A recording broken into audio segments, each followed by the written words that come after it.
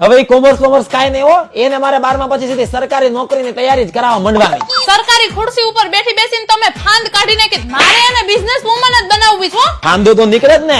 ના e commerce જ કરશે. મારે ટીવી માં આવે જ ને ઓલું માછલી વાળું ટેન્ક એમાં મોકલવી. પેલા બોલતા તો સચી સાર કેમ છે ને ભાઈ, સરકારી નોકરી જ કરશે બસ, ઈ વાત પૂરી થઈ ગઈ. અરે પણ તમે બે સાંભળો તો ખરા, મેં બેસ્ટ કોલેજ ગોતી લીધી છે. માતાજી આજો કોલેજ ગોતી દીધી આતે, કાલે છોકરો ગોતી લે. શું થઈ ગયું? આ તો ધાર્યું નતું એવું થઈ ગયું. કોઈનું બાંધી નથી, કોઈનું બાંધી નથી. અરે આ તો મોબાઈલ માં બેઠ થતો હતો.